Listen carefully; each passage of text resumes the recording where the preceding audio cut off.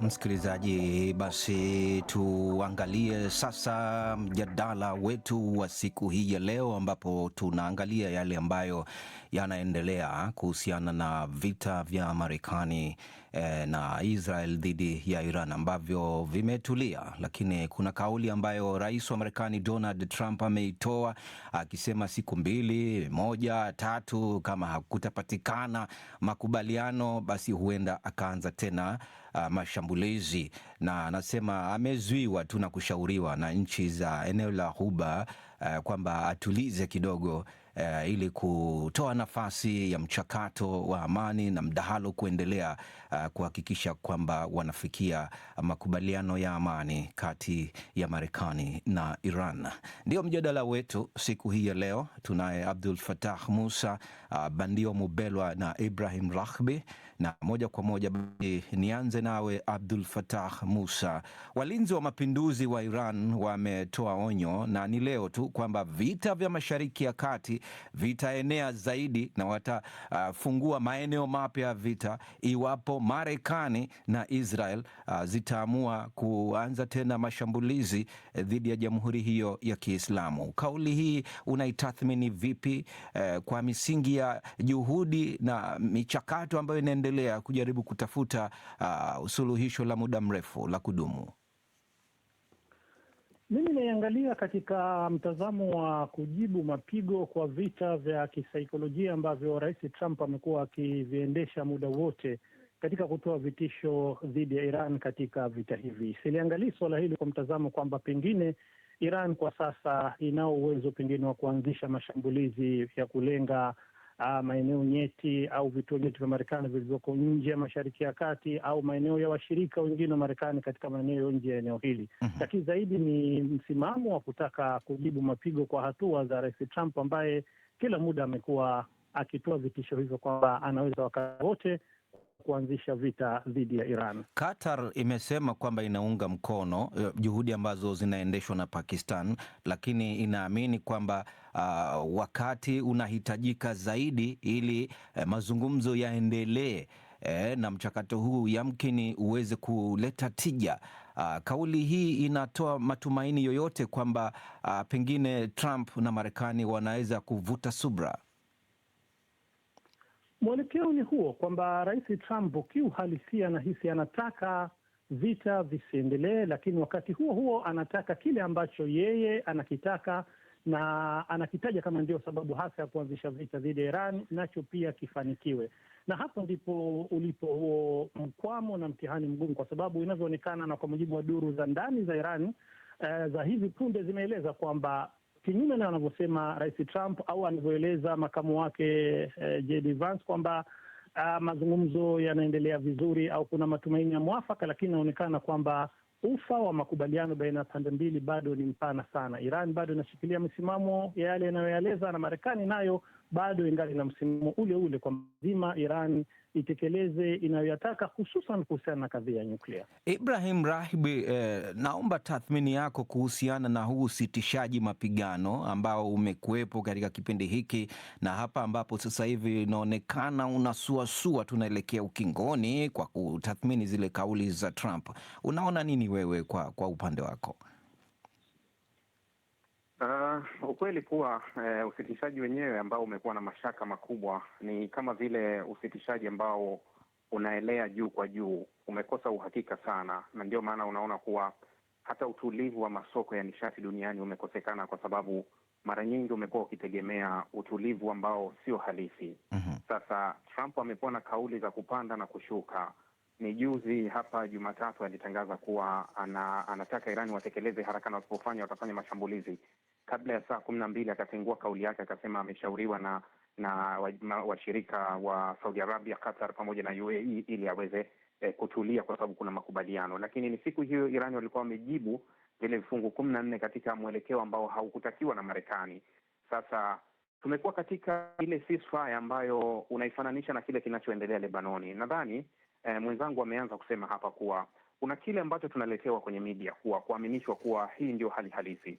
Lakini kuna kile ambacho ni halisi kuwa bado wako mbali sana, kwa sababu mara kadhaa nimelizungumza hili kuwa kama watu au kama dunia inataka kutatua huu mgogoro, ni lazima ikubaliane na hizi nchi zenye madai zipunguze matarajio, yaani yale wanayoyataka lazima wapunguze. Sasa tangu kuvunjika kwa mazungumzo ya Pakistan, hakuna aliyeshusha au kupunguza matarajio. Karibu wote wamesimamia pale pale, wanachotaka ni hicho hicho na hakijabadilika. Kwa hiyo unaweza ukasema kuwa suluhu bado iko mbali kwa sasa, haiko karibu kama vile wanataka kutuaminisha. Ushirikiano wa kimataifa, na umetaja pia hapo masoko ya nishati. Tuangalie hasa mataifa makubwa, China na Urusi. Sasa hivi rais wa Urusi Vladimir Putin yuko huko China, anakutana na Xi Jinping, na kauli zinazotoka huko ni nyingi. Wamemkosoa rais wa Marekani Donald Trump kuhusiana na mpango wake kuhusu mfumo wa ulinzi wa Golden Dawn, na mambo ni mengi pia vilevile kuhusiana na suala hili la Mashariki ya Kati. Hebu tupe kauli yako. Unaona kwamba nchi hizi zinakabiliana vipi na uhusiano wao na Iran na Marekani katika mvutano huu kwa hapa ambapo tumefikia, Ibrahim? Bila shaka vita zote huwa zina faida na hasara, lakini katika kila nchi huwa zinafaidika na kupata hasara katika mgogoro. China na Urusi kupitia mgogoro wa Irani ni kama wamepata mteremko mmoja ambao walikuwa wakiuhitaji, naweza nikasema, kwa sababu Urusi leo hii kuna mgogoro mkubwa kati ya Marekani na washirika wa Ulaya baada ya Marekani kuondoa vikwazo kwa makampuni ya Urusi au uuzaji wa mafuta nje ya Urusi, ambapo Ulaya hawataki hilo swala. Tayari hili limetokana na mgogoro, kwa hiyo hapo imefaidika na hiyo. Lakini hata Donald Trump alivyokuwa Uchina juzi, alitegemea sana nguvu ya Uchina kuisukuma Irani kwenye hili, lakini alivyofika pale akakutana kuwa na wao wanachokitaka ni kitu tofauti, kuwa wana madai yao. Kwa hiyo walivyomwekea madai ya Taiwan, ni kama Marekani akaona kuwa wanataka kunitumia pia kwa ajili ya kutimiza malengo yao. Lakini Uchina walishatoa ishara nyingine Marekani kabla ya Donald Trump hajaondoka pale. Taarifa iliyotolewa na Wizara ya Mambo ya Nje ya Uchina ya kutokubaliana kwanza vita kwa nini ilianzishwa, na vita ambayo wanasema sio halali, alafu wakataka kuwa kiwa unataka tusuluhishe, lakini uchokozi uondoke moja kwa moja. Kwa hiyo ikawa sio upande wa Marekani wanachokitaka.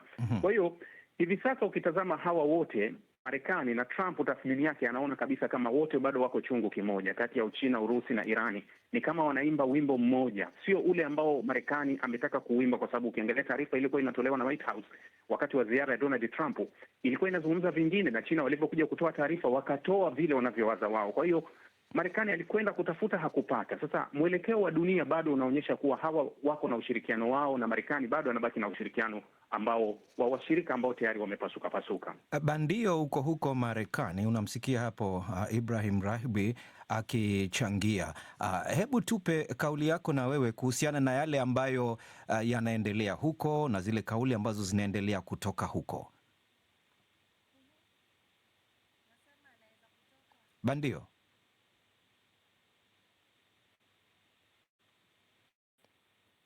Haya, swali hili ni kutupia wewe Abdul Fattah Musa. Kuhusiana na ndani ya Marekani, tunaona kwamba Wademokrat kwa upande wao wameendelea kutoa mbinyo dhidi ya serikali ya Trump kuhusiana na sababu ya kuanzisha vita hivi ilivyoanzisha dhidi ya Iran, na inaonekana kwa mtazamo wa wanasiasa mbalimbali wa Marekani wangali na mtazamo kwamba kuna ulazima wa serikali na kwa upande wa Congress, bunge la Marekani, kuchukua msimamo wa kumdhibiti Rais Trump katika hatua hii aliyochukua ya kuanzisha vita dhidi ya Iran, kwa kuamini kwamba hayo yaliyotajwa kuwa ni malengo ya vita hayajafikiwa, na zaidi ni kwamba kama inavyoelezwa na wengi katika duru za kimataifa kwamba tatizo la mlango bahari wa Hormuz ambao sasa umekuwa ni sehemu ya mgogoro wa vita hivi ni matokeo ya vita vilivyoanzishwa na Marekani dhidi ya Iran, na si tatizo ambalo kimsingi chimbuko lake limetokana na Iran. Na kwa msingi huo ni kwamba Marekani haitaweza katika hali hii ambayo iliyoko hivi sasa, kama vita hivi vitahitimishwa moja kwa moja, Rais Trump kuweza kujitangaza yeye kwamba amefanikiwa au amepata ushindi hasa aliokusudia katika vita hivi. Tunamtafuta Bandio na ataweza kutupa kauli yake. Bandio, unafahamishwa umerejea katika laini ya simu. Tupe kauli yako kuhusu yale ambayo yanazungumzwa huko Marekani na juhudi hizi ambazo zinaendelea kujaribu kutuliza hali ya mambo na hatimaye kupata mwafaka kati ya Marekani na Iran. Hapa Marekani kwa sasa niseme siasa zimeanza kuchangamka.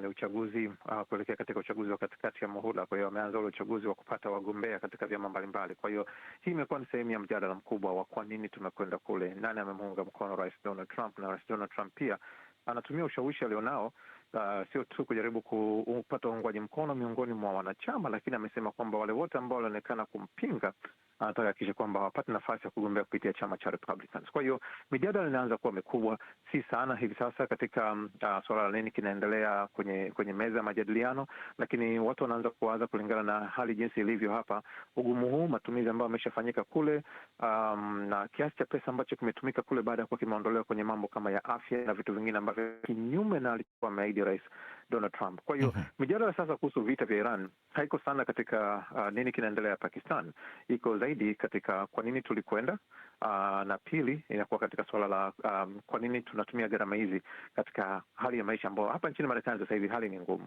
Hali ni ngumu sana, imekuwa ngumu zaidi kutokana na hiki ambacho kinaonekana mgogoro wa Mashariki ya Kati. Mzingiro huu wa Marekani katika zile bandari za Iran na swala la Hormuz vipi? Kwa hivyo vinazungumzwa zaidi hasa kwa watu wa maeneo kama California. Kwa bahati mbaya niseme, ama isivyo bahati, California ni sehemu ambayo aina ya mafuta ambayo inaweza ikachakatwa pale ni yale mafuta ambayo zaidi yamekuwa yakipatikana kutoka Mashariki ya Kati. Kwa hiyo haijalishi nini kinaendelea huku kule kunavyozidi kuzuiliwa, kwa sababu meli ya kwanza na ya mwisho pengine imefika takriban wiki moja iliyopita. Hiyo ndio meli ya mwisho kuondoka kule. Kwa hiyo wanategemea, uoga uliopo sasa hivi ni kwamba ule mzingiro kadri unavyozidi kuwepo kule, nini kitatokea baada ya meli hii ama mafuta yaliyoshushwa na meli hii kuisha, ambayo inaweza kachukua mwezi ama pengine kufikia katikati ya mwezi ujao. Bei tayari ni kubwa zaidi nchini katika jimbo la California, na watu wanaanza kuwaza kwamba kama mzingiro hauishi itakuwa vipi. Na pia California inalisha sehemu ya matunda na nini, machungwa na sehemu nyingine. Kwa hiyo bado kunaonekana kwamba kuna athari ambazo zitaanguka katika majimbo mengine, kwa sababu gharama ya usafirishaji wa vitu kutoka California kuja maeneo ya Washington DC kutoka magharibi hadi mashariki imekwenda kwa zaidi ya 70%. Kwa hiyo kama 70% ni kutokana na mafuta, na maana na sisi walaji upande wa huku tutalazimika kuwa sehemu ya gharama hizo. Kwa kila kitu kitapanda kwa sababu tu kuna mzingiro kule ambao umezuia mafuta yasifike California na kufanya maisha ya kila Marekani kuwa magumu zaidi. Abdul Fattah, tuangalie sasa utulivu wa ndani ya Iran kwenyewe na mabadiliko ambayo yanashuhudiwa hivi sasa tangu vita vilipoanza mpaka kufikia usitishaji mapigano, na hivi sasa mchakato wa mazungumzo unaendelea. Ipi tathmini yako? Hali ya Irani kwa sasa kuna utulivu, lakini utulivu wenyewe, utulivu ambao ni hamkani, si shwari ya moja kwa moja, kwa sababu mashinikizo ya kutaka kutoa moto wa vita vya ndani au wasi wa ndani, bado Rais Trump au Marekani na Israel wanalifuatilia suala hili.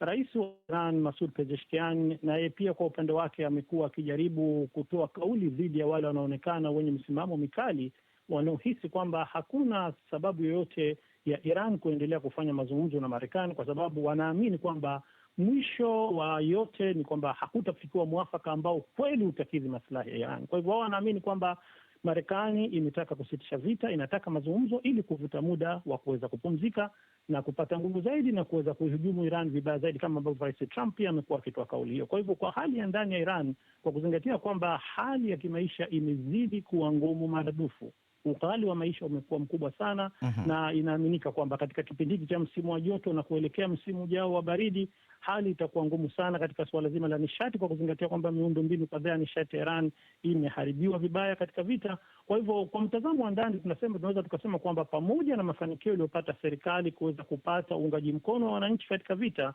lakini hali ni tete, na haitakuwa ajabu chochote kama kitatokea endapo vita vitatokea tena upya, au kama hali iliyopo serikali haitaweza kupunguza makali ya hali ngumu ya maisha walionayo wananchi. Ibrahim Rube, haya yote ambayo anaeleza Abdul Fattah, unaona kwamba yanaweza kwa njia moja ama nyingine kusababisha udhaifu kwa serikali ya Iran, na pengine kukazuka hali ya machafuko ya ndani ambayo pengine yanaweza kuathiri uhai wa serikali, au niseme nguvu ya serikali kwa muda mrefu?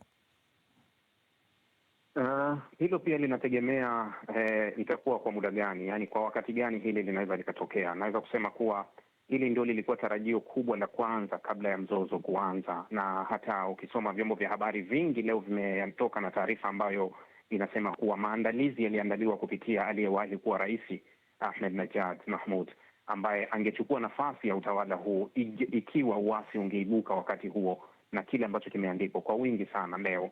Sasa Irani mara kadhaa huwa ninasema kuwa katika kitu ambacho ni kigumu sana serikali ya Irani ambayo huwa haitaki kukabiliana nacho huwa ni nguvu ya ndani, nguvu ya umma. Unazungumza nchi yenye watu zaidi ya milioni 90. Unazungumza jiji la Teherani ambalo lina karibu zaidi ya watu milioni 15. Kwa hiyo ni vigumu kusema unaweza ukati hali hapa, isipokuwa lazima watu wawe kwenye njia moja. Kitu kimoja ambacho naweza nikasema kuwa hesabu za awali za wavamizi wa Irani ambao wanasema Israel na Amerika walizikosea mwanzo, ni baada ya kugeuka kuwashambulia raia wa kawaida wa Irani. Ikawa target yao si tena serikali ya Irani, ikawa target hata watu wa kawaida. Tumeona shule, hospitali zikishambuliwa, miundombinu ikishambuliwa, wanafunzi wakiwa. Kwa hiyo hii iliondoa kile ambacho wanasema uungaji mkono wa kutoka nje. Sasa hili la kuibuka au kuja kutokea maandamano mengine hapo baadaye itategemea wakati gani Irani watabaki kwenye hiyo hali, kwa sababu pale watapoona hali inazidi kuwa ngumu sana, kuna wakati watahisi kuwa na serikali inasababisha hii. Kwa hiyo inaweza ikaibuka, maanake kuwa ni lazima serikali ya Irani ichukue tahadhari hizo vizuri.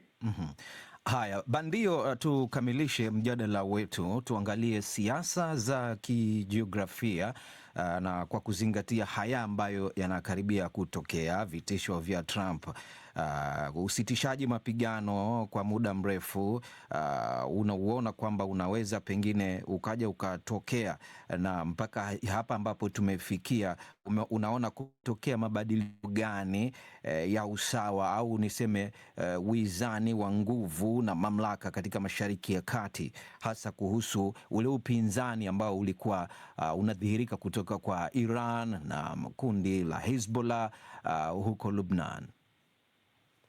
Kwanza tuseme kwamba ule usitishaji ambao unaendelea hivi sasa ilikuwa ni dalili ya awali ya mtu ambaye alikuwa ameapa kuteketeza upande wa pili, kwa maana Donald Trump. Usitishaji wa sasa ni dalili ya kwamba alihitaji mapumziko. Ni kama bondia mwishoni mwa round unapohisi kwamba ulikuwa unaelekea kupigwa, unahitaji dakika moja kupumzika. Lakini swala kwamba nini kitatokea, nilipata kusema kabla kwamba mwenye nguvu zaidi au ambaye aliaminisha kwamba ana nguvu zaidi Marekani ndiye ambaye sasa hivi yuko kwenye upande mbovu zaidi, na ni kama vile analazimisha, umesikia kitu, kila kitu anajaribu kuomba ili kwa namna fulani kuweza kukubaliana na yale ambayo Iran ameyaweka. Uthabiti ni kwamba makubaliano yote hivi sasa ya usitishaji yatafanyika iwapo baadhi ya vipengele vitaweza kukubalika, lakini kila mmoja anaonekana kubaki katika upande mkali zaidi, na Iran amegundua kwamba ana namna ya kuweza kuminya Marekani katika meza ambayo anahitaji kuwa nayo. Haya, asante sana Bandio Mubelwa huko Marekani, Ibrahim Mahbi huko Tanzania na Abdul Fattah Musa kwa michango yenu katika mjadala wetu wa leo kuhusu vita vya Iran na hali jumla ya Mashariki ya Kati. Mimi ni Josephat Charo. Msikilizaji, endelea kuwa nasi.